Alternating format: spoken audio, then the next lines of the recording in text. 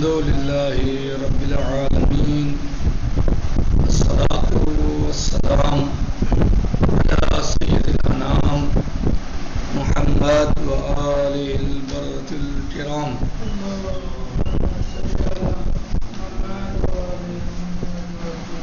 وعجل فرجهم.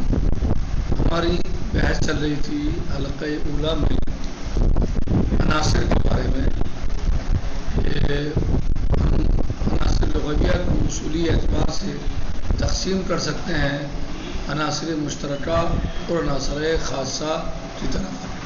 دو قسموں میں تقسیم کر سکتے ہیں، عناصر مشترکہ اور عناصر خاصہ. عناصر مشترکہ ہم نے بیان کیے، آج ہم عناصر خاصہ کی بات کرتے ہیں. عناصر مشترکہ کیا ہیں؟ یعنی وہ ہر وہ ادات لغوی جس کا داخل کرنا صحیح ہو، مختلف موضوعات جیسے صیغہ فعل امر ہے تو صیغہ فعل امر کو داخل کرنا چاہے صلاۃ کی بحث میں، چاہے وضو کی بحث میں، یا نماز کی بحث میں، یا روزے کی بحث میں، حج زکوٰۃ سب جگہ آپ اس کو داخل کر سکتے ہیں، کہیں اس کو استعمال کر سکتے ہیں. لیکن عناصر خاصہ ایسے نہیں ہیں، بلکہ عناصر خاصہ کسی خاص اور معین موضوعی کا علاج کرتے ہیں. صحیح، وہ کسی خاص موضوعی میں داخل ہو سکتے ہیں. سوائے وہ یعنی داخل نہیں ہوں گے سوائے اس دلیل میں کہ جو علاج کرتی ہے موضوع معین کا، اور اس کا کوئی اثر نہیں ہوتا کسی دوسرے موضوع میں استنباط کرنے کے لیے، بلکہ اس کا ایک خاص موضوع ہوتا ہے، معین موضوع ہوتا ہے، اس میں وہ جو ہے وہ داخل ہوتا ہے.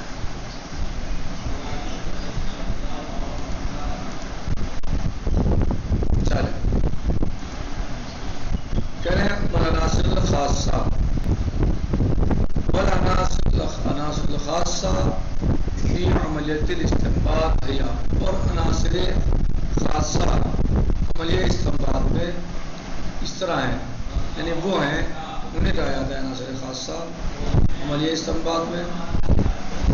یا کل اداۃ لغویۃ لا تصلح للدخول فی الدلیل الذي يعالج موضوعا معینا.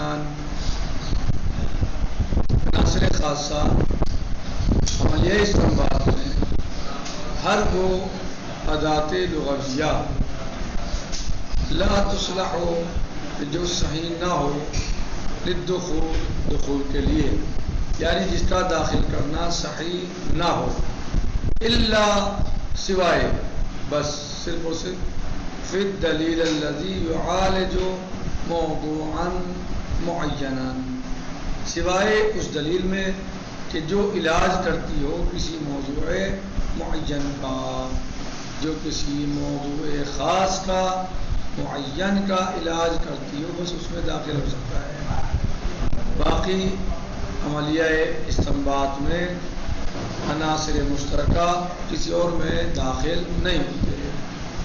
ولا اثر لها فی استنباط حکم موضوع آخر، اور ان کا کوئی اثر بھی نہیں ہوتا عملیہ استنباط میں کسی دوسرے موضوع میں، دوسرے فی استنباط حکم موضوع آخر، کسی اور موضوع کے حکم کو استنباط کرنے میں اس کا کوئی اثر نہیں ہوتا. یعنی بس جہاں ضرورت ہے وہیں یہ داخل ہوتا ہے. کلمۃ الاحسان، جیسے کلمہ احسان، فإنہا یعنی کلمہ احسان لا يمکن ان تدخل فی دلیل، ممکن نہیں ہے اس کے لیے، کلمہ احسان کے لیے ممکن نہیں ہے ان تدخل کہ وہ داخل ہو فی دلیل اس دلیل میں، سوى الدلیل الذی یشتمل علی حکم مرتبط بالاحسان، سوائے اس دلیل کے کہ جو یعنی یہ کسی دلیل میں داخل نہیں ہو سکتا. کلمہ احسان کسی دلیل میں داخل نہیں ہو سکتا سوائے اس دلیل کے کہ الذی یشتمل علی حکم کہ جو مشتمل ہو اس حکم پر. کون سے حکم پر؟ مرتبط بالاحسان جو مرتبط ہے احسان سے. بس صرف اور صرف کلمہ احسان اسی دلیل میں داخل ہو سکتا ہے کہ جو مرتبط ہو ایسے حکم سے جو شامل ہو یا مشتمل ہو کلمہ احسان سے.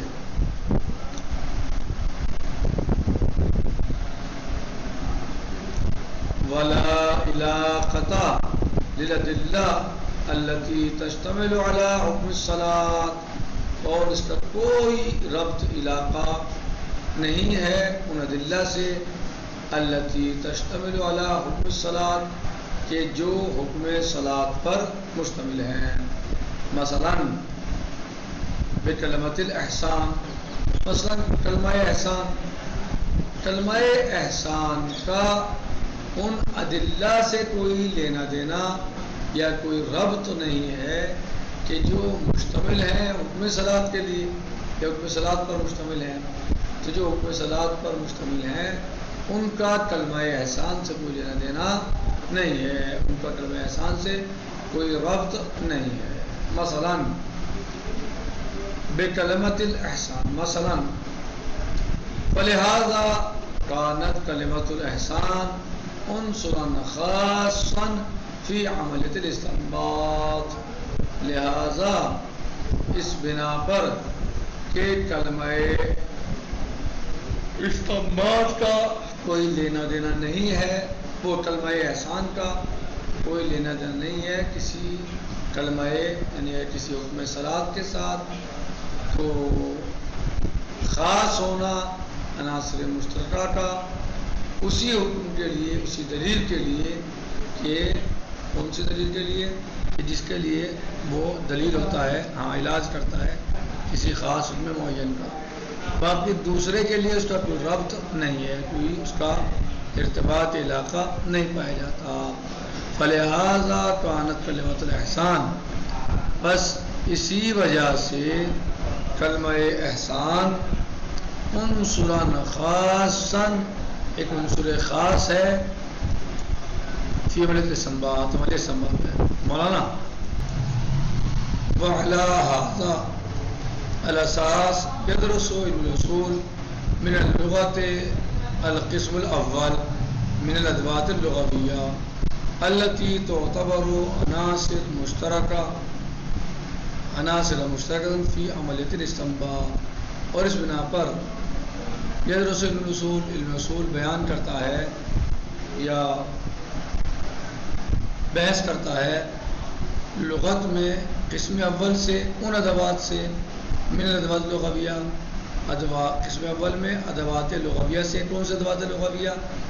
التی تعتبر کہ جن کا اعتبار کیا جاتا ہے کیا کہ ان کو جانا جاتا ہے مانا جاتا ہے عناصر مشترکہ عناصر مشترکہ فی عملیۃ الاستنباط عملیہ استنباط میں جن کو عناصر مشترکہ کہا جاتا ہے. لہذا اس بنا پر علم اصول لغت کے اعتبار سے من اللغہ لغت یعنی لغوی اعتبار سے بحث کرتا ہے قسم اول سے. کون سی قسم اول کیا ہے؟ من الادوات اللغویہ وہ ادوات لغویہ التی تعتبر کہ جن کا اعتبار کیا جاتا ہے عناصر یا جن کو مانا جاتا ہے عناصر مشترکہ. کہاں؟ عملیہ استنباط میں. واضح ہوا؟ صحیح. التی تعتبر عناصر مشترکہ کہ جن کا اعتبار کیا گیا ہے یا جن کو عناصر مشترکہ مانا جاتا ہے عملیہ استنباط میں. فیبحث عن مدلول صیغۃ فعل الامر بس وہ بحث کرتا ہے مثلا مدلول صیغہ امر سے. وانہا هل تدل الوجوب قبل استحباب کہ صیغہ امر کیا بحث اجارت کرتا ہے وجوب پر یا استحباب پر. ولا يبحث عن مدلول کلمۃ الاحسان جبکہ وہ یہاں پر بحث نہیں کرتا کلمہ احسان کے مطلوب پر. وَيَدْخُلُ فِي الْقِسْمِ الْأَوَّلِ قسم اول ہے عناصر مشترکہ. صحیح. وَيَدْخُلُ فِي الْقِسْمِ الْأَوَّلِ یعنی عناصر مشترکہ من الادوات اللغویہ ادوات شرط اذان، اور داخل ہوتے ہیں قسم اول میں ادوات لغویہ میں ادوات شرط بھی. لأنها تصلح للدخول اس لیے کہ ادوات شرط صحیح ہے ان کا داخل کرنا فی استنباط الحکم حکم شریعت استنباط میں من ای دلیل لفظی کسی بھی دلیل لفظی میں مہما کانا موضوع چاہے موضوع کچھ بھی ہو اس کی قسم کچھ بھی ہو موضوع کی الذی تعلق بھی جو اس سے متعلق ہے. فنحن نستنبط من النص القائل بس ہم استنباط کرتے ہیں اس نص سے جو کہتی ہے اذا زالت الشمس وجبت الصلاۃ مثلا جب سورج زائل ہو جائے یعنی زوال ہو جائے سورج کو تو نماز واجب ہو جاتی ہے. تو یہاں ادات شرط داخل ہوئے. کیا ہے ادات شرط؟ ہاں اذا زالت الشمس وجبت الصلاۃ جب سورج کو زوال ہو تو نماز واجب ہو جاتی ہے. تو یہ ہم استنباط کرتے ہیں اس نص سے کہ جب سورج کو زوال ہو تو نماز واجب ہو جاتی ہے. ان وجوب الصلاۃ مرتبط بالزوال کہ وجوب صلاۃ جو ہے وہ مرتبط ہے زوال سے. لیکن نماز کب واجب ہوگی؟ زوال شمس پر. آپ کہاں سے سمجھے کہ جب زائل ہو جائے زوال شمس ہو تو نماز واجب ہو؟ کہہ رہے ہیں کہ ان وجوب الصلاۃ مرتبط بالزوال وجوب صلاۃ یہاں مرتبط ہے کس چیز سے؟ زوال شمس سے. دلیل کیا ہے؟ ادات الشرط بدلیل ادات الشرط ادات شرط کی وجہ سے. صحیح. ادات شرط جو حرف شرط ہے یہ تو حرف شرط جو ہے اس کی وجہ سے ہم سمجھے ہیں کہ یہاں پر نماز کا واجب ہونا موقوف ہے کس چیز پر؟ زوال شمس پر. یعنی اذا زالت الشمس جب سورج کو زوال ہو تو اس وقت جو ہے وجبت الصلاۃ نماز واجب ہے. ونستنبط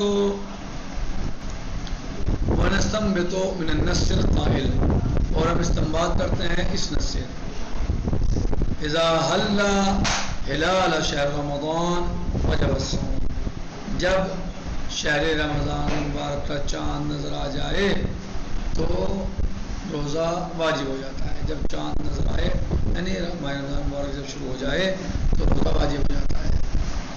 ان وجوب الصوم مرتبط بالہلال ہم اس سے کیا نتیجے نکالتے ہیں کیا استنباط کرتے ہیں کہ روزے کا وجوب مرتبط ہے ہلال سے یعنی چاند کے دکھنے سے. وَلِأَجْلِ هَذَا اور اس وجہ سے يَدْرُسُ علم الرسول علم رسول کیا ہے؟ بحث کرتا ہے. ادات الشرط بوصفها عنصر مشترکان کس چیز کے بارے میں؟ کہ ادات شرط بوصفها عنصر مشترکان کہ ادات شرط جب وہ عنصر مشترک ہو. وَيَبْحَثُ عَنْ نَوْعِ الرَّبْطِ الَّذِي تَدُلُّ عَلَيْهِ نَتَائِجُهُ فِي اسْتِنبَاطِ الْحُكْمِ الشَّرْعِيِّ اور وہ بحث کرتا ہے ربط کی نوع سے یعنی اس جو ارتباط پایا جاتا ہے رابطہ وہ کس قسم کا رابطہ ہے الَّذِي تَدُلُّ عَلَيْهِ کہ جس پر دلالت کرتا ہے وہ ادات شرط و نتائج ہی اور اس کے نتائج دلیل جو ہے فی استنباط الحکم الشرعی یعنی دلیل جس میں جو ہے وہ داخل ہونا صحیح ہے ادات حکم شرط ادات شرط. نوع الربط الذی تدل علیہ جس پر دلالت کرتی ہے ادات شرط و نتائج اس کے نتائج فی استنباط الحکم الشرعی استنباط حکم شرعی میں. وکذالک فی صیغۃ الجمع المعرف باللام اور اسی طریقے سے یہی حال ہے فی صیغۃ الجمع المعرف باللام جو یہی حال ہے نہیں وہ بھی داخل ہوتا ہے اس میں استفادہ کیا جاتا ہے صیغہ جمع معرف باللام یعنی وہ صیغہ جمع کہ جو معرفہ بنایا گیا ہے لام کے ذریعے یعنی وہ صیغہ کہ اس کو معرفہ بنایا گیا ہے کیا کے ذریعے؟ لام کے ذریعے. لأنها ادات لغویہ، اس لیے کہ یہ ادات لغویہ ہے. صالحۃ للدخول فی دلیل لفظی، اور صحیح ہے ان کا داخل کرنا دلیل لفظی میں. جی لأنها ادات لغویہ، اس لیے کہ وہ بھی ادات لغوی ہے. صالحۃ للدخول، تو صحیح ہے کہ وہ داخل ہو سکے فی دلیل لفظی، دلیل لفظی میں. مہما کانا نور موضوع، چاہے اس کا موضوع کچھ بھی ہو، اللہ تعلق و بہی، جس سے وہ متعلق ہے. موضوع چاہے کچھ بھی ہو لیکن صحیح ہے اس کا داخل ہونا دلیل لفظی میں. فیما و فیما یلی، اور جب آ رہا ہے اس کو نظم کرو بعض نمازی، ہم آنے والے اس میں بعض نماز کو اس کو بیان کریں گے. من حاضر ادوات، ان ادوات میں سے ہم آنے ابھی نیچے بعض نماز کو، بعض مثالوں کو، بعض چیزوں کو، مثالوں کو بیان کریں گے. ان ادوات مشترکہ میں سے، ان ادوات مشترکہ میں سے، یا ان ادوات مشترکہ میں سے التی یدرسھا الاصولیون، جن کو اصولیون جو ہیں وہ ان پر کیا کرتے ہیں؟ بحث کرتے ہیں. اب ہم بعض ان نماز کو پیش کرتے ہیں، مثالوں کو پیش کرتے ہیں عناصر مشترکہ میں سے کہ جن کے ذریعے اصولی جو ہیں وہ بحث کرتے ہیں، یا جن سے اصولی بحث کرتے ہیں. الحمدللہ رب العالمین. نتیجہ اس کا یہی ہے، خلاصۃ القول یہی ہے کہ عناصر مشترکہ اور عناصر خاصہ کے بارے میں بحث ہوئی ہے، اس میں بات ہوئی ہے. عناصر مشترکہ ایسے عناصر کہتے ہیں وہ ادات لغویہ ہیں کہ جن کا داخل ہونا صحیح اس دلیل میں کہ جو جس کے ذریعے سے عملی استنباط کیا جاتا ہے صحیح، اور وہ کسی بھی موضوع کے اعتبار سے ہو جائے، وہ دلیل کسی بھی موضوع میں ہو، کسی بھی عنوان میں ہو. برخلاف اس کے دلالت ہے، برخلاف اس کے عنصر خاصہ. عنصر خاصہ وہ ادوات ہیں کہ جس کا یعنی عنصر خاصہ کہ جس کا داخل ہونا صحیح ہو اس دلیل میں کہ جو دلیل عملی استنباط میں استعمال ہوتی ہو، لیکن کسی خاص موضوع کو ملے، موضوع میں ہر موضوع میں نہیں بلکہ خاص. مشترکہ میں کیا ہے؟ موضوع معین نہیں ہے، موضوع معین نہیں ہے بلکہ وہ عام ہے، جہاں بھی مناسب ہو اس کی ضرورت ہو وہ کام کر سکتا ہے. برخلاف عناصر خاص، عناصر خاصہ خاص موضوع میں کے تحت ہیں وہ داخل ہوتے ہیں. بس یہی اس میں مین پوائنٹ ہے، یہی اس میں بتایا گیا ہے، اسی کے بارے میں گفتگو ہوئی ہے. اب اس کی بعض مثالیں ہم پیش کریں گے. عناصر مشترکہ کی مثال، عناصر مشترکہ کی یا عامہ کی مثلا، عناصر خاصہ وغیرہ، ان کی مثال بعض نماز جو ہیں وہ پیش کرنے جا رہے ہیں انشاءاللہ آنے والے دروس میں. السلام علیکم ورحمۃ اللہ وبرکاتہ. فی امان اللہ.